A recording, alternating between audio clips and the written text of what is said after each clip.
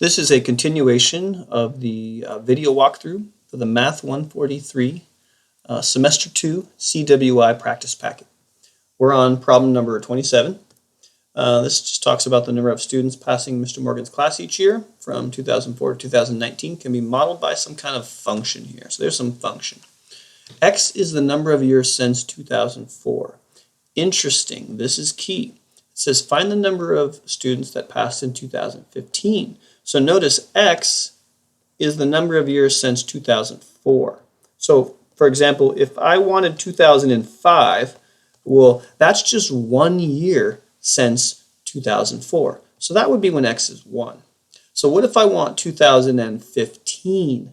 How many years is that since 2004? That sort of initial value, the initial year, that's like year number 0. So notice 2005 was 1 year later. How many years later is 2015? That would be 11 years later. So I actually want to know when X is 11. So basically, I'm just going to plug that in. I want to know f of 11. I want to plug in 11. So it's going to be 1.2 times 11 to the third power minus 13.5 times 11 to the second power plus 4.8 times 11 plus 50.2. So I just need to crunch all of that. Let's use a calculator. So let's get this over here and let's just do 1.2. 1.2. And I like to wrap the parentheses so you know that you're only cubing the input because only X was cubed. And then 13.5, 11 to the second. This is really just a calculator problem, knowing how to plug in. And of course, one trick was knowing that we're actually plugging in 11 in order to find the year 2015. So if I crunch that, it looks like 66.7. So I get 66.7 as my output. It says round to the nearest whole number. Yeah, that makes sense because we're talking about the number of students. Let's round that up to 67. So 67 students. This next one says identify the graph whose domain or with the domain of this. Well, what's domain? Domain are the X values. So notice something interesting about here. This is like interval notation with that U or union. It goes from negative infinity to 4, and then it's unions with 4 to infinity. Notice 4 is not equal to. There seems to be something going on here at 4. If I look at this, wait a minute, look at all these graphs. They all have a vertical asymptote. Where's the vertical asymptote for this one? Looks like it's somewhere around like negative 8 or 9 or 10 or I don't know. But that's not this one. The key here is about the 4. This one looks like the vertical asymptote is somewhere way out here. I can't even tell what that is. It goes to 10. So what is this? 2, 4, 6, 8, 10. Yeah, it looks like the scale must be counting by 2. So 2, 4, 6, 7 or 8. I don't know. Here's an asymptote. 2, 4, aha. Here is where the problem is. The answer is D. Here's why. We go from negative infinity to 4. So notice this graph goes negative infinity, goes all the way up to 4, but it doesn't actually equal 4. We do not want to equal 4 here. That's why there's parentheses instead of brackets. And then it continues on from 4, not equal to 4, but just after 4, and then it keeps going forever in the X direction. Remember, we're talking about the X direction here. So it goes forever to the left, but then it stops at 4, and then it keeps going forever to the right after that. And so our domain is from negative infinity up to 4, but stops. And then it starts again on the other side of 4, forever to infinity. The answer is D. This problem says solve for X. So I want to know what X equals. 5 to the X equals 30. And of course, we have two options. We got the solution is X equals something, or the solution is not a real number. So let's see what our options are. How do we solve this? This is an exponential function with base 5. The way to do this one is to use the opposite of the exponential base 5, and that's logarithm base 5. You could technically take the log base 5 of both sides, but see, that's kind of awkward writing it in there. Of course, the log cancels that, and so you get x equals This is weirdly written. It's awkward, but log base 5 of 30. And we're going to punch that in the calculator. Now, I usually like to just visualize this to create my equation. This 5 is going to swing over, and swing over there. And then we'd get the 5 swings over, but the x stays there. And then when the 5 swings over, it becomes a logarithm, because that's the opposite of an exponential. Base 5 is a log base 5. And then it's going to grab that 30 and wrap it in parentheses. And so I get that. I just need to plug this into a calculator. What is log base 5 of 30? So to do log on here with a base 5, you have to open the keyboard and go to Functions. Go to, I believe it's Miscellaneous.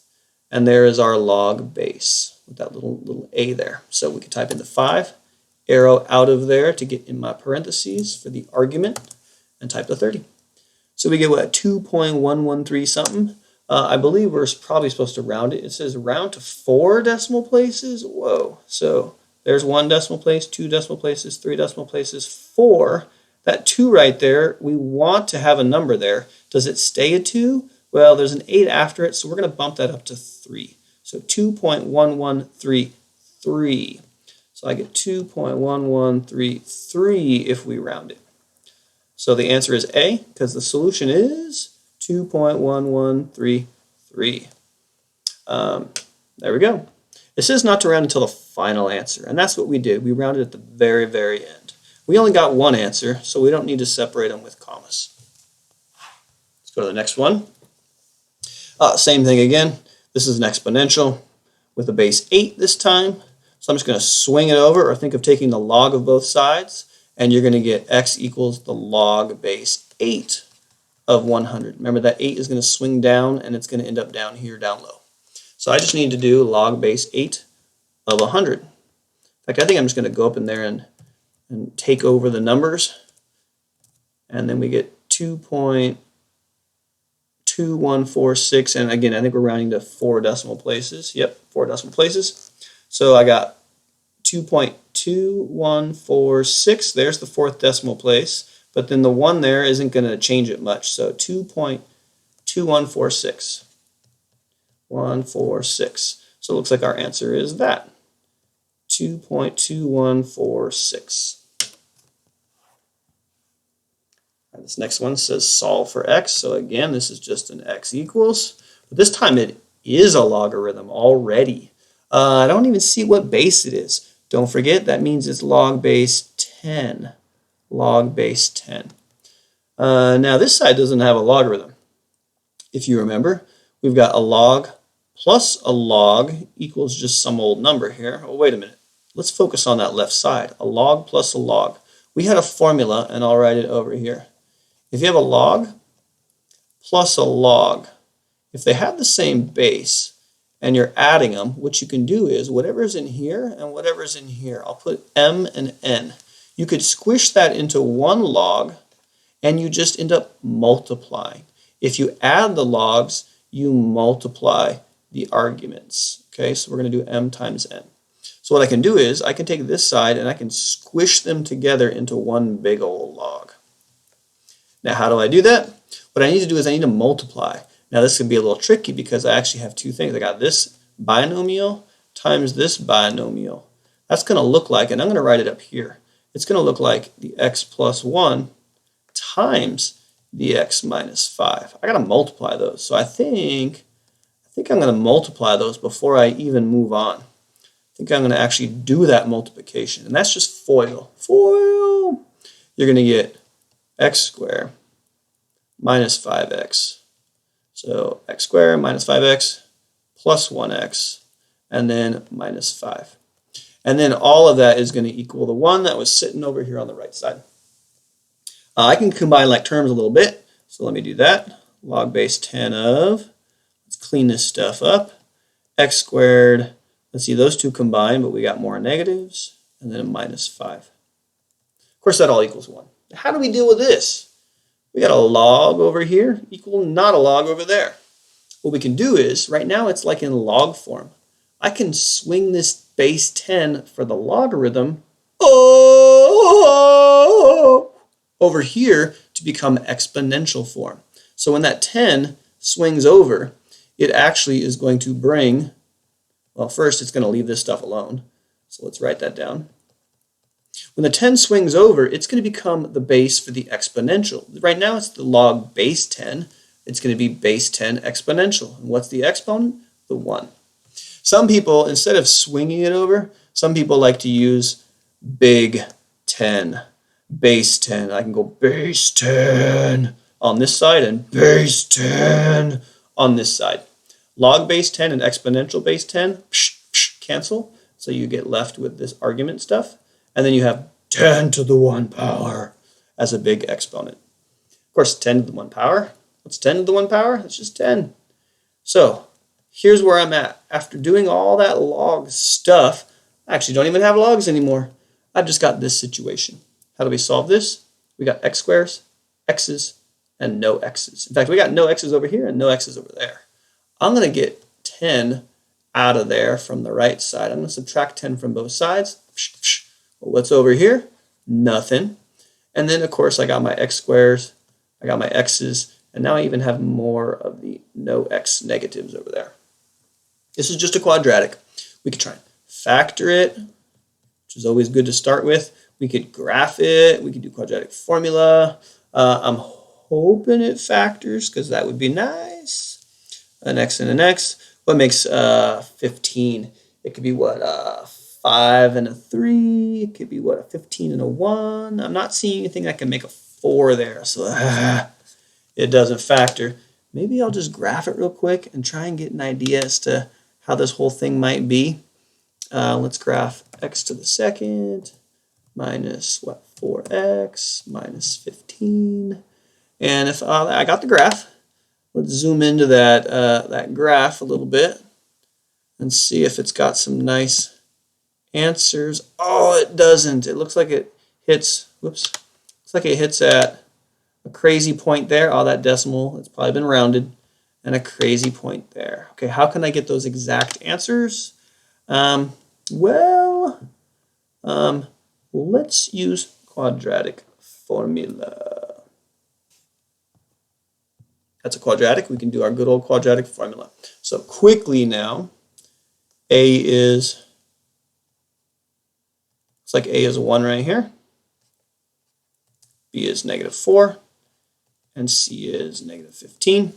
Negative b plus or minus the square root of the b square. And if b is -4, b squared is the -4 squared, or -4 times -4, which is positive 16, minus 4 times a times c, which is negative. So I put that in parentheses so it doesn't look like subtraction, because we got to multiply that, all over 2 times a.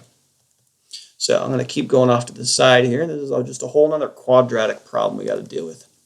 Negative b is positive 4, plus or minus the square root of 16 minus, but we won't do that yet. Let's deal with this multiplication. Watch out, there's a negative. This will come out negative with the minus. Craziness. 4 times 15, what is that, 60? There we go. All over 2 times 1, which is just 2. Of course, subtracting negativeness is like adding positiveness. And so what I get over here, as I keep moving over, is I get positive 4, or just 4, plus or minus the square root of, looks like that's 76, all over 2. There's my answer. I don't know the square root of 76, so I'm going to leave it like that. Let's just write it like that. So 4 plus or minus root 76 over 2. So there's actually 2 solutions. Let's see here. 4 plus or minus the square root of 76 all over 2. Now there is one thing we got to watch out.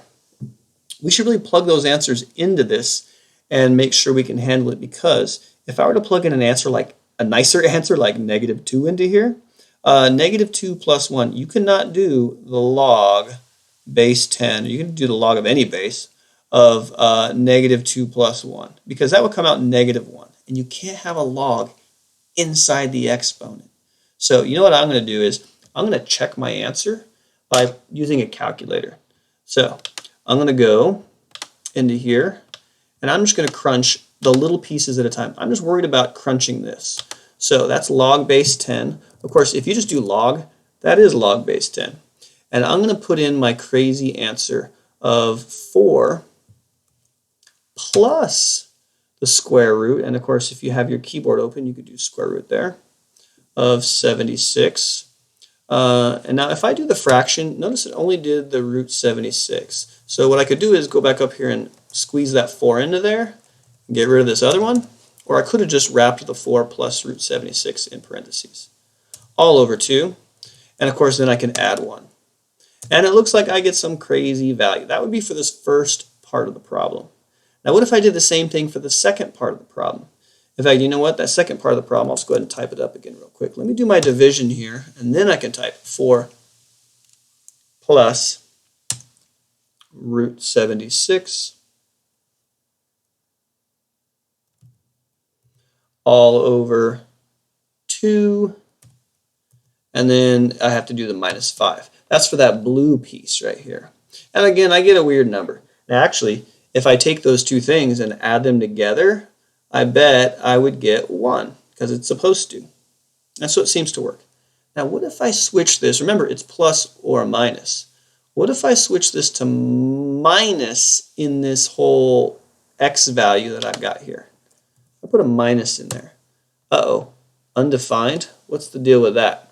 That's because this must come out plenty of negativeness. It must come out enough negativeness that when I add 1, I still get negativeness in there. In fact, let me try this. Let's see if I can copy and paste. Does Desmos let me copy and paste?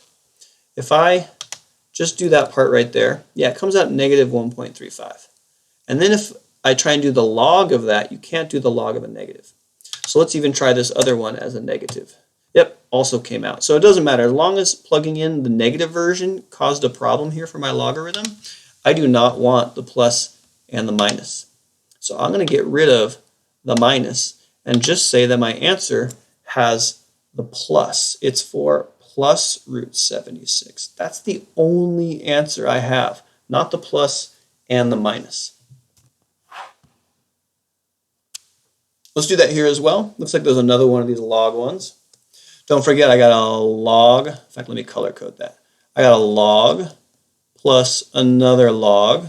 So what I can do is I can actually squish that into one big old log. And this time it's base 2. So if I squish it, well, what would that be? That would be when you have a log plus a log, you can actually turn it into multiplication for those two things. Now I'm going to color code it so you can see that this was the x from the first one, and this was the x plus 2 from the second one. And I got to multiply them. I think I'm actually going to multiply them and distribute that in. That's how you multiply that. And of course, this is just going to equal 3. There we go. Now it's just a single log equal 3. How do I deal with this? You can swing that 2 over to get it in exponential form, or you can do big 2 with a big base 2. And so these cancel. Log base 2, exponential base 2, cancel. And so I get, if we separate that, I get x squared plus 2x on the left. And then it looks like I get 2 to the third power. That big 2, base 2. Of course, wait, what's 2 to the third power? 2 times 2 times 2, that's 8. So then I get this. And again, just like before, I'm going to subtract the 8 over.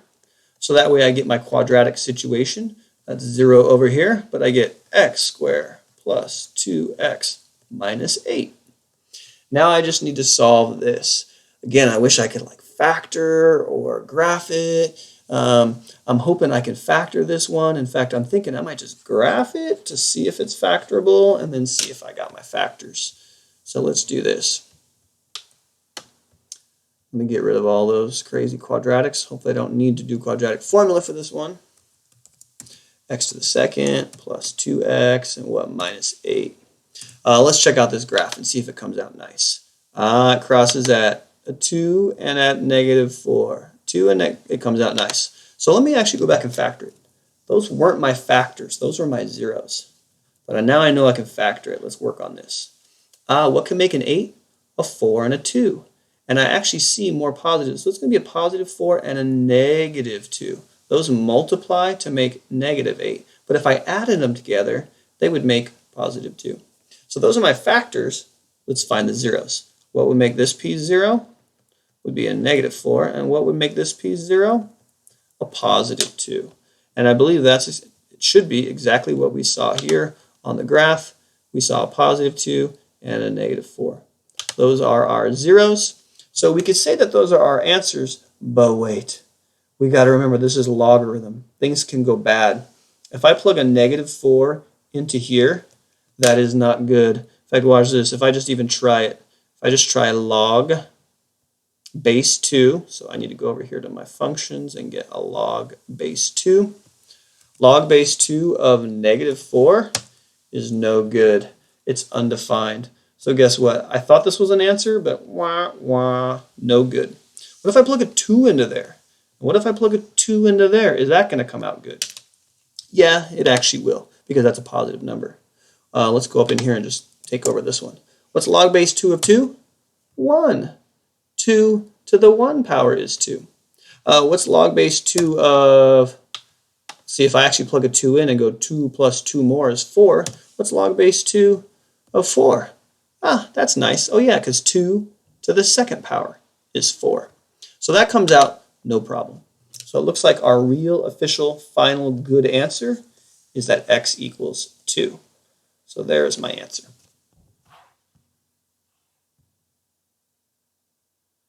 Here's an interesting one.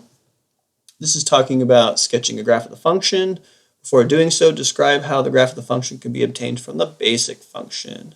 So we did ones like this before in this packet. This is a crazy log base 3 function. It's got other stuff in it.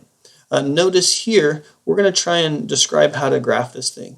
Our first step is going to be start with the graph of log blank of x. What should be that base? Well, this original problem is just a big old log base 3. So we want to do a log base 3. So that's what we wanted. We want a 3 there, log base 3. I wish that was down a little bit lower. It's supposed to be log base 3 of x. Now, we could put log base 3 of x. Now what are we going to do next? It says shift it blank 5 units. Well, yes, the 5 in here, this x minus 5.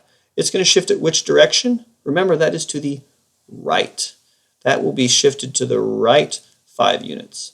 And then what do we do with this plus 1 on the end? Well, that's going to shift it blank 1 unit. Well, that's going to shift it up 1 unit. So this would be up 1 unit. So if you remember how the graph of a basic log base 3 looks like, or any log base, it looks like this. It's got a vertical asymptote here at 0, going from there, and then it curves up, and whoosh.